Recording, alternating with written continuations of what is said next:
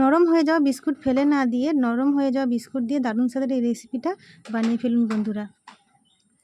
আমাদের অজান্তেই কিন্তু বিস্কুট নরম হয়ে যায়, সেই বিস্কুট আমরা কিন্তু খেতে আমাদের ভালো লাগে না, সেই বিস্কুট আমরা ফেলে দিই।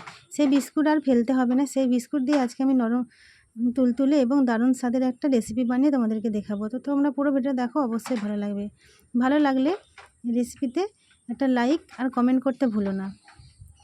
দেখো এদিকে আমি সব বিস্কুটগুলো ছোটো ছোটো করে ভেঙে নিচ্ছি।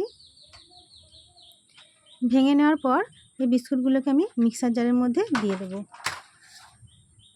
আর এই রেসিপিটা যেমন খেতে সুন্দর হয় তেমনই কিন্তু টেস্টি আর নরম তুলতুলে হয়। ছোট থেকে বড় সবাই কিন্তু খুব পছন্দ করবে।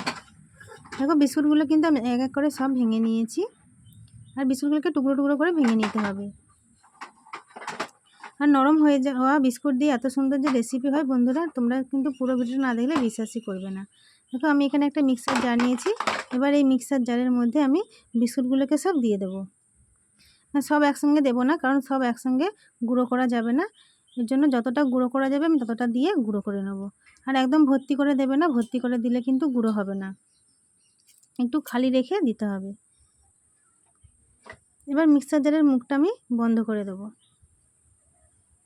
দেখো আমি যেভাবে যতটা দিয়েছি তোমরা ঠিক এইরকম দেবে, খুব বেশি দেবে না, তাহলে কিন্তু আর গুঁড়ো করা যাবে না।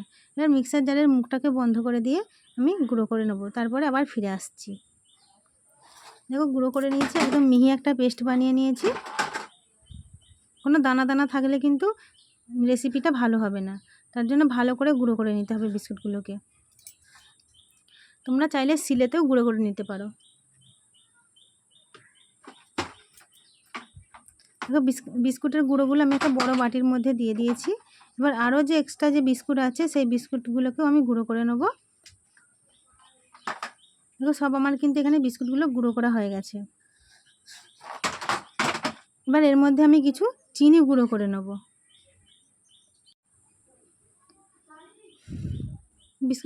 গুঁড়োগুলোকে আমি সব বাটির মধ্যে ঢেলে নিয়েছি। এবার আমি মিক্সার জারের মধ্যে আবার আমি 1 কাপের মতো চিনি নিয়ে নেব। তো মিক্সার জারটা বসিয়ে দিয়েছি। দেখো এখানে আমি একটা ছোট কাপ নিয়েছি, ছোট কাপে 1 কাপের মতো চিনি নিয়েছি। তোমরা তোমাদের স্বাদ মতো চিনিটা দিয়ে দেবে। চিনিটাকেও গুঁড়ো করে নিয়েছি, এবার গুঁড়ো চিনিটাকেও আমি এর মধ্যে দিয়ে দেবো। আমার গুঁড়ো চিনিটা একটু বেশি মনে হচ্ছিল, বেশি মিষ্টি হলে কিন্তু রেসিপিটা ভালো হবে না, তার জন্য আমি এখানে একটু মিষ্টির পরিমাণটা একটু কমিয়ে নিয়েছি। আর দিয়ে দিচ্ছি 1 চামচ বেকিং পাউডার। দিয়ে শুকনো উপকরণগুলো ভালো করে মিশিয়ে নেব।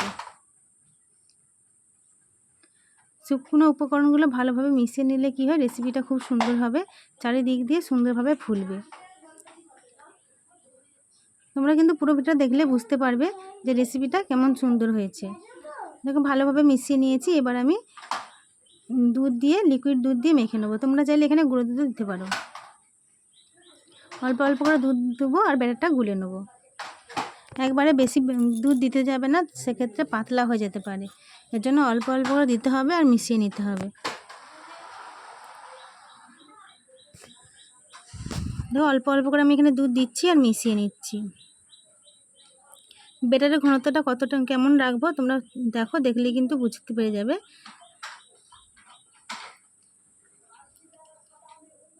দেখো আবারও কিন্তু আমি ভালো করে মিশিয়ে নিচ্ছি।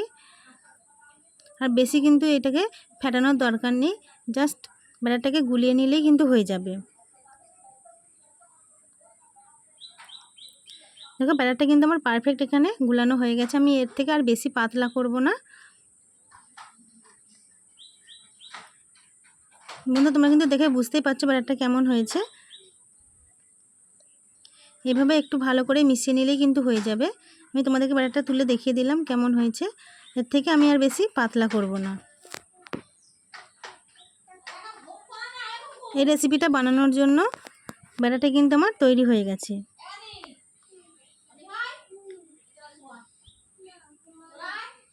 আবার আমি একটু রেস্টে রেখে দিয়েছিলাম, রেস্টে রাখার পরে 5 মিনিটের মতো রেস্টে রেখে দিয়েছিলাম। তারপর আমি আবার একটু ফেটিয়ে নিচ্ছি।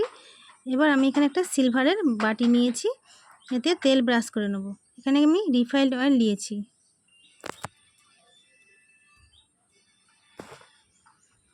এবার তেলটাকে চারিদিকে ভালোভাবে মিশিয়ে নিতে হবে। চারিদিকে ভালোভাবে মিশিয়ে নিলে কেকটা কিন্তু আরামসে ছেড়ে যাবে। রেসিপিটা খুবই ভালো হবে, বাটির মধ্যে জড়িয়ে ধরবে না।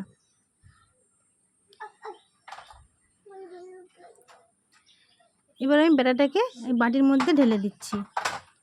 একটু উপর থেকে ঢালবে ব্যাটারটা, তাহলে কিন্তু রেসিপিটা কিন্তু খুব চারিদিক দিয়ে ভালোভাবে ফুলবে।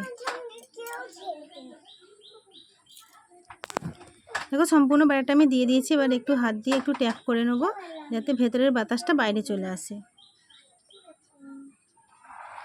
এবার কিন্তু খুব ভালো করে ট্যাপ করে দিতে হবে।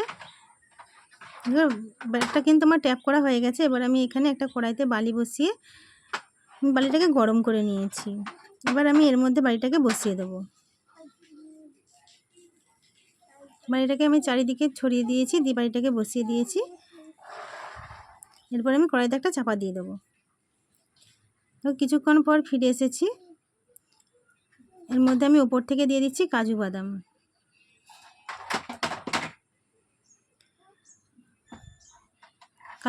কাজু বাদামগুলো জাস্ট একটু ডেকোরেশন করার জন্য দিচ্ছি। তোমরা চাইলে দিতেও পারো বা নাও দিতে পারো। দেখো কাজু বাদামগুলো আমি সব দিয়ে দিয়েছি। এবার আমি আবারও কেকটা হতে দেবো। দেখো কেকটা কিন্তু আমার তৈরি হয়ে গেছে। এটা টুথপিক দিয়ে চেক করছি। দেখো টুথপিকটা কিন্তু একদম ক্লিন আসছে। দেখো কেকটাকে ঠান্ডা করে নিয়ে আমি ডিমোল্ড করে নিয়েছি। দেখো কেকটা কত সুন্দর পারফেক্ট হয়েছে। এবার আমি তোমাদেরকে একটু কেটে দেখাই কেকটা কেমন হয়েছে। দেখো কেকটা কিন্তু ভেতর থেকে খুবই নরম হয়েছে। দেখো তোমাদেরকে দেখাচ্ছি। দেখো কেকটা ভেতর থেকে কত নরম তুলতুলে হয়েছে, আর ততটা স্পঞ্জি হয়েছে। আর খেতে কিন্তু খুব সুন্দর দারুণ হয়েছে, আর মুখে দিলেই মিলিয়ে যাচ্ছে। বন্ধুরা, নরম হয়ে যাওয়া বিস্কুট দিয়ে তোমরাও বিস্কুটটাকে ফেলে না দিয়ে তোমরাও কিন্তু এভাবে বানিয়ে নিতে পারো। তো দেখা হচ্ছে আবারও নতুন ভিডিওর সাথে। ততক্ষণ তোমরা ভালো থেকো, সুস্থ থেকো।